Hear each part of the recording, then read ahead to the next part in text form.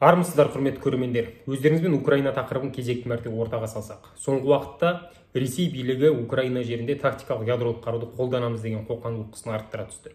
Ядролық қаруды Украина жерінде Ресейдің қолдану мүмкін деген ақпарат осыдан бір ай бұрын шыға бастады. Неге? Себебі 6 қыркүйек күні Украина отарланған жерін, оккупациядағы аймағын азат ету операцияларын бастады. Алғаш бұл Харьков облысының 35%-ға жуығы Ресейдің қолында болып келген, ал азат ету операциясының нәтижесінде 6 және 11 қыркүйек арасында Украина 35% оккупациядағы жерінің 30%-ын азат етіп, сәтті маневрлар жасау арқылы Ресей әскерін шегіндірді. Бұл Ресей әскерін шегіндіру операциялары Харьков облысымен шектеліп қалған жоқ. Қазіргі уақытта Донецк, Луганск, Запорожье және Херсон бағытында да Украина әскері нәтижелі қарсы шабуылдар жасап жатыр. Мысалы, Донецк бағытында Украина Лиман қаласын азат ету арқылы осыдан 3 ай бұрын қиян-кескі шайқастар өткен Северодонецк және Лисичанск бағытына қарай жылжып келе жатыр.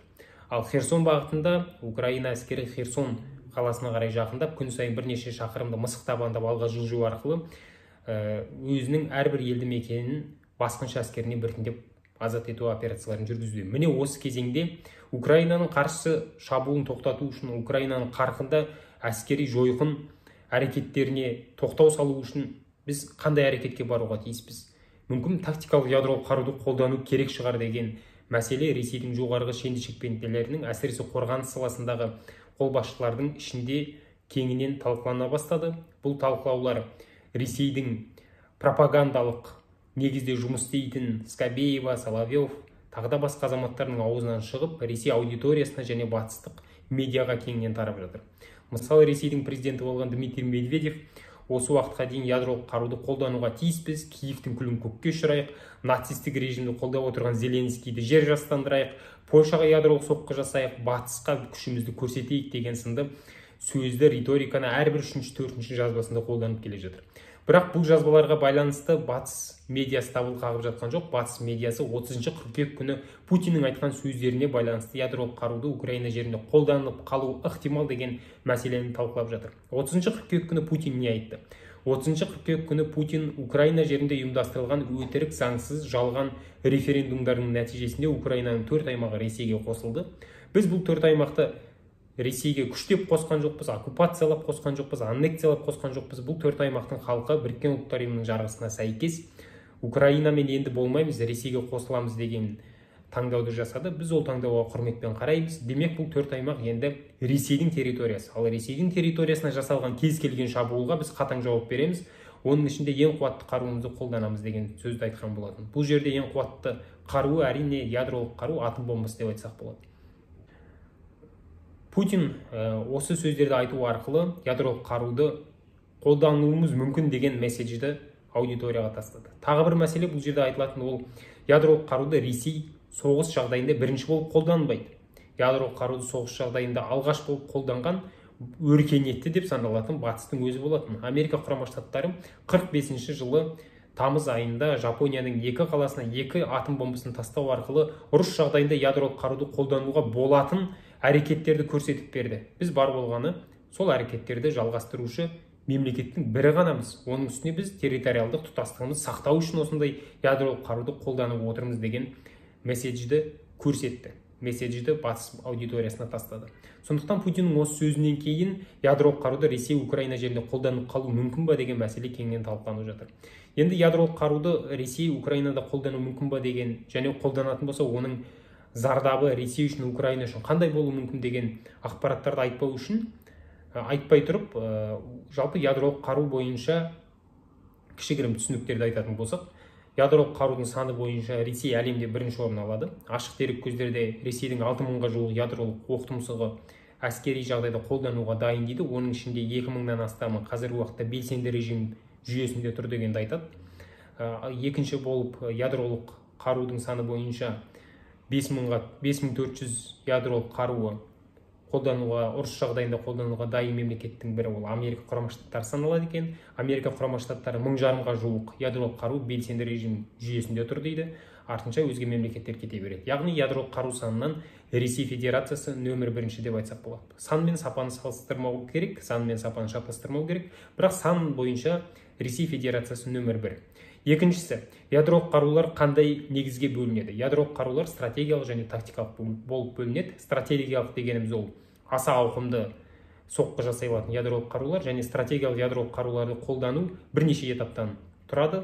Ол президент болсын, ол сұлтан болсын, ол басшы болсын, ол премьер-министр болсын, яғни қай елде ең жоғарғы лауазым қалай аталады, соған байланысты ядролық қаруды қолдану бойынша президент бұйрық береді.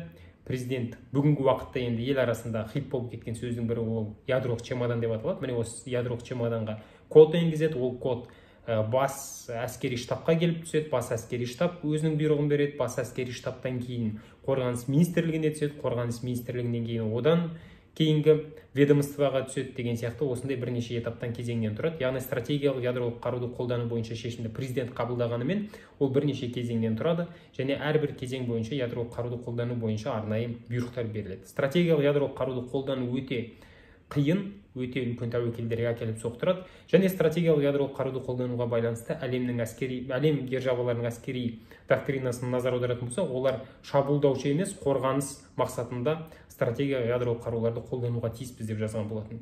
Яғни стратегиялық ядролық қаруларды бірінші болып қолданбаймыз, өз жерімізге соққы болған жағдайда біз стратегиялық ядролық қаруларды қарсылас аумағына, агрессордың мекеніне шабуылды тоқтату үшін қарсы жауап ретінде қолданамыз деген осындай сөздер бар. Екіншісі ол тактикалық ядролық қару, қазір Украина жерінде қолданылуы мүмкін деген осы қарудың түріне жатады. Тактикалық ядролық қару дегеніміз зақым жасау радиусы өте аз, салыстырмалы түрде айтқан кезде стратегиялық ядролық қаруға жетпейді. Бүгінде Ресей әскері Украина жерінде қолданылуы мүмкін тактикалық ядролық қарудың зақымы 3-5 жаңағы диаметр шақырымды алу мүмкін дейді, ал оның зардабы 30 шақырым радиусқа дейін жету мүмкін деген осындай сөздер бар. Тактикалық ядролық қару дегеніміз не? Ол көбінесе зымыран кешендері арқылы қолданылады, және қазіргі уақытта Ресейде белсенді режимде тұрған тактикалық ядролық қарулар жоқ екен.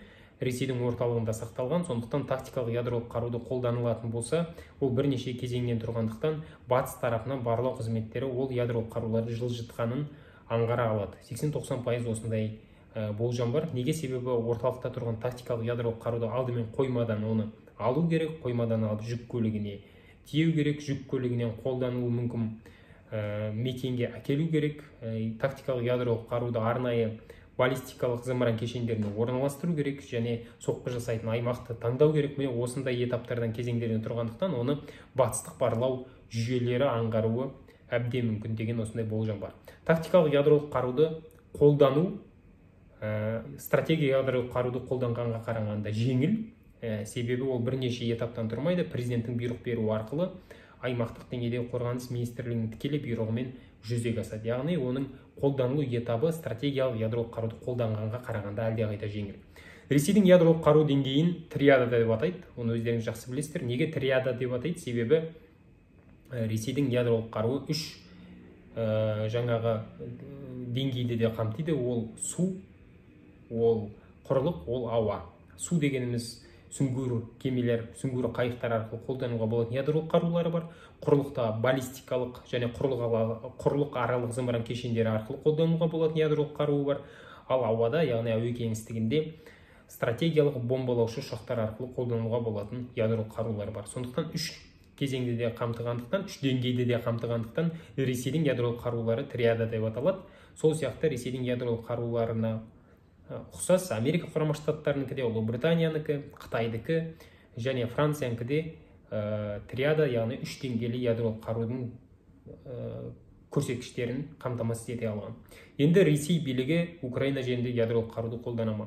Алдымен Ресей билігі Украина жерінде тактикалық ядролық қаруды қолдану арқылы нені мақсат тұтуы мүмкін деген мәселе туындайды. Ең біріншісі, бұл жерде сөзсіз тактикалық ядролық қаруды қолдану арқылы Ресей Украина әскерін талқандай алмайды. Неге? Себебі тактикалық ядролық қарудың зақым аясы, радиусы өте тар екен, жаңа айттық. Белсенді түрде 3-5 шақырым, ал зақым көрсеткіші радиусы 30 шақырымға дейін баруы мүмкін. Бұл дегеніміз 700 мыңға жуық Украина жерінде шашырап мыңдаған шақырымға созылған фронтта орналасқан Украина әскерін толыққанды талқандауға әрине мүмкін емес. Бірақ тактикалық ядролық қаруды қолдану арқылы Ресей билігі бірнеше мақсатты алға қояды. Ең біріншісі ол Украина қоғамына жасалған психологиялық соққы. Ең біріншісі және ең маңыздысы. Неге? Себебі ядролық қарумен соққы алған қоғам Зеленскийге қысым жасау арқылы Ресеймен тиімсіз келіссөздерге отыру, тиімсіз келісім шарттарға жасауға қысым жасауы мүмкін. Мәскеудің ең бастысы көздегені осы болуы мүмкін. Бұл бірінші. Екіншісі, тактикалық ядролық қаруды қолдану арқылы Зеленский қарсы шабуыл тоқтатып Ресеймен келіссөзге келейік деп айту мүмкін дегенді ойластыру мүмкін. Үшіншісі, тактикалық ядролық қаруды қолдану арқылы Украина билігі капитуляцияға қол қою мүмкін деген мәселені де көтеріп отыр.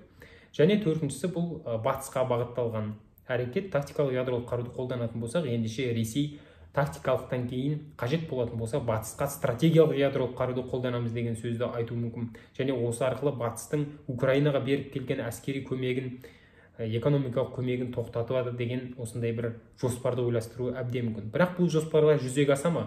Ол екі талай. Неге? Себебі осы уақытқа дейін Украина Ресейдің психологиялық бірнеше қысымынан өте білді. Және бүгінгі уақытта Украина қоғамында психологиялық барьер жоқ деп айтсақ болады.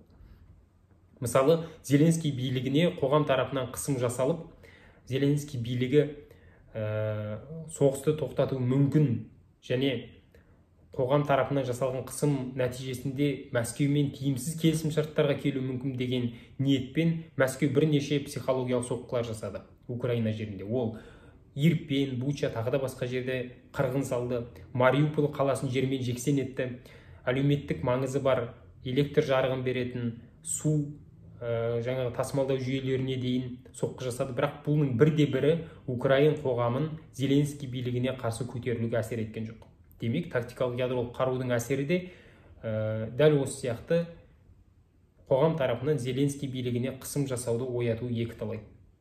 Мүмкін бұл тіпті Украин қоғам бірлестіріп, Ресей билігіне қарсы күресу бойынша бірлестіріп, үйлестіруші элементті ойнап кету мүмкін идеологиялық тұрғыдан. Сондықтан ондай қауіпті де Ресей билігі ескерері айдан анық. Ал енді тактикалық ядролық қаруды қолданған сәтте Ресей билігі өзі көздеген міндеттерге қол жеткізе алмаса не болады? Ендеше тактикалық ядролық қару Украина жеріне қолданған кезде міндетті түрде болатын әрекеттер, алгоритмдерді қарастырайық. Ең біріншісі ол Америка құрама штаттары мен НАТО тарапынан, Европалық қауымдастық тарапынан Ресейге салынатын қатаң санкциялар. Және бұл санкциялар күшейе береді. Осы уақытқа дейін салынып келген санкциялар бұл санкцияның жанында мүлде ойнамай қалу мүмкін. Сондықтан Ресей қоғамы, Ресей экономикасы өте үлкен қиындыққа ұшырайды. Екіншіден, осы уақытқа дейін тек қана Ресейге санкция салып келсе, ядролық қару қолданғаннан кейін Ресейді барлық экономикалық игіліктерден айыру үшін батыс тарапы Ресейдің одақтастарына дейін санкция салуы мүмкін. Немесе Ресейдің одақтастарын Ресейден бас тартуға дейін мәжбүрлеуі әбден мүмкін.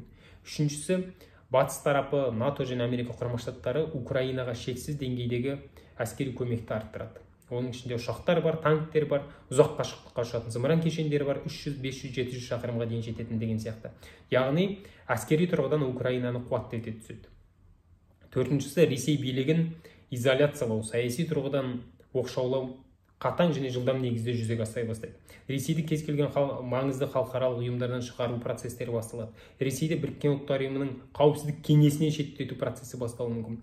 Ресеймен жасалған маңызды деген құжаттар ратификацияланған келісімдердің күшін жою мүмкін. Мұның барлығы Ресей қоғамына экономикалық, саяси, әлеуметтік, идеологиялық тұрғыдан орасан соққылар жасай бастайды және Ресейдегі, Мәскеудегі режимнің өзінің шайқалуына әкелуі мүмкін. Бұл бірінші нұсқа және міндетті түрде орындалуы тиіс нұсқа деп өз басым ойлаймын. Екінші нұсқа ол НАТО тарапынан Украина соғысына араласуы болуы мүмкін.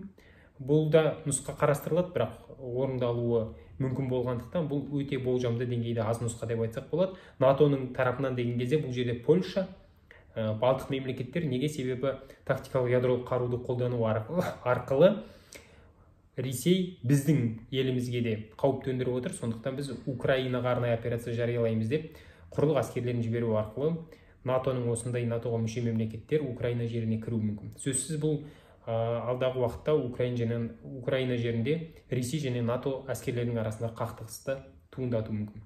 Және үшінші нұсқа болуы ықтимал деген нұсқа, бірақ болжамдық деңгейде пайыздық мөлшерде өте аз нұсқа деп айтсақ болады. Ол Америка құрама штаттарының немесе НАТОның бірлескен күштерінің Қырымдағы Ресейдің әскери нысандарына соққы беру, Қара теңіздегі Ресейдің әскери флотына соққы беру және Украина жеріндегі Ресейдің әскери нысандарына соққы беру мүмкін.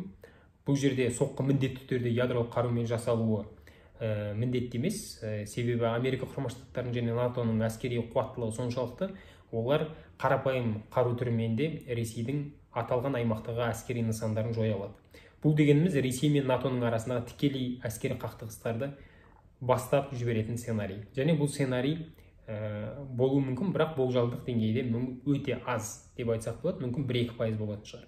Сондықтан да тактикалық ядролық қаруды қолдану Путин ойлағандай және Путин өзі білетіндей Украина жеріндегі бірқатар мәселелерді шешу екіталай.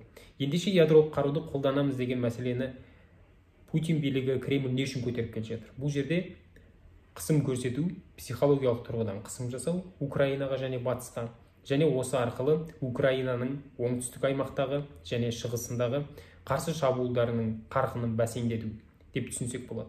Егер де Путин билігі ядролық қаруды қолданамын деген шешім қабылдайтын болса, ендеше әскери мобилизацияны жарияламайтын еді. Себебі әскери мобилизацияны жариялау арқылы Путин билігі бұл қақтығыста әлі де ядролық қаруды қолданылу ең соңғы мүмкіндік емес екенін жақсы түсінеді. Сондықтан әскери мобилизация бар, жартылай әскери мобилизация. Жартылай әскери мобилизация жүзеге аспайтын болса, соғыстың статусын өзгертіп, арнайы операциядан оны соғыс деп жариялауы мүмкін. Осы арқылы Ресей билігі толық әскери мобилизация жариялауы мүмкін. Осының барлығы нәтиже бермейтін болса, сонда ғана барып тактикалық ядролық қаруды қолдануы мүмкін деген сөз. Яғни Путин билігінің әлі де бірнеше жоспары бар. А жоспары жүзеге аспаса, Б жоспары жүзеге аспаса, С жоспары деген сияқты. Мұндай жоспарлар бар сәтте тактикалық ядролық қаруға қол созу бұл Путин билігінің батыс әлемімен, өркениетті мемлекеттермен кез келген келісімді үзе отырып, өзін толыққанды оқшаулауға әкеліп соқтыратынын Кремль білмейді емес біледі. Сондықтан тактикалық ядролық қаруды қолданамын деген қазіргі уақыттағы мәлімдемесі алдағы 3-4-5 айдың ішіндегі жаңағы болуы мүмкін ядролық соққыларды жоққа шығарады деп өз басым ойлаймын. Және бұл тактикалық ядролық қаруды әне-міне қолданамыз деген ол бар болған психологиялық қысым деп санаймын. Қысқаша айтқанда осы. Сау саламатта болыңыздар.